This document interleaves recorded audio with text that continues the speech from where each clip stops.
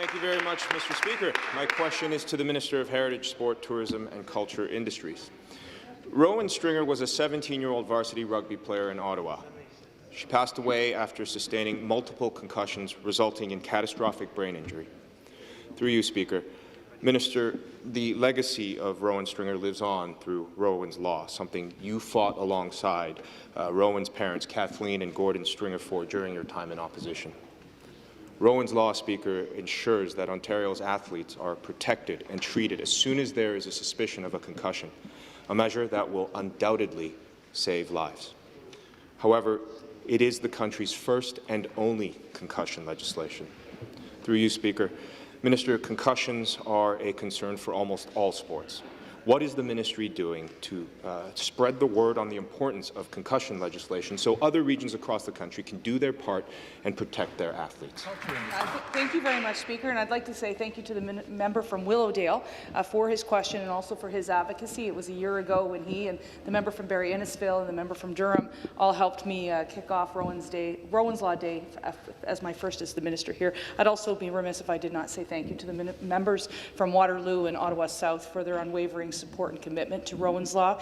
We truly, I think, made a really formidable team in the true sense of the word, and I couldn't be more pleased to be here today as the minister responsible, but also the originator of this legislation. So last Friday we were at Rowan's pitch to announce that Ontario will lead a national discussion at the next federal, provincial, territorial meeting of sports ministers, and we'll continue to have that conversation. Today, Minister Walker is in his constituency announcing $25,000 to help with rural concussions with the Brain Resource Centre in his community.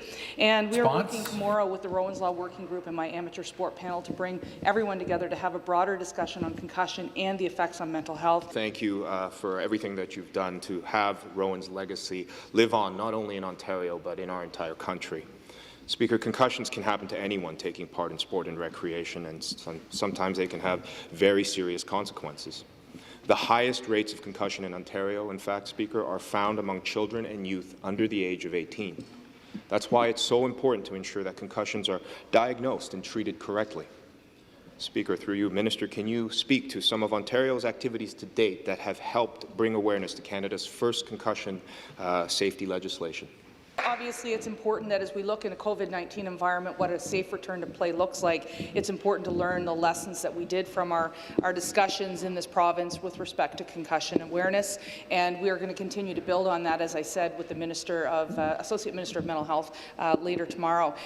Since the Rowan's Law was committed to by this legislature and through the previous ministries, we have invested $130,000 into the Canadian Concussion Legacy Foundation, over $35,000 to Coaches Ontario, over $600,000 into the development of concussion awareness resources and templates, and over $25,000 to support Special Olympians. Speaker, this is a very important issue. A young brain cannot be covered with a cast. It does have long-standing effects long after life, and as we saw with little Ro, after sustaining multiple concussions, she fatally met a circumstance that her parents will probably never get over. Thank you, Speaker, for the opportunity to address this.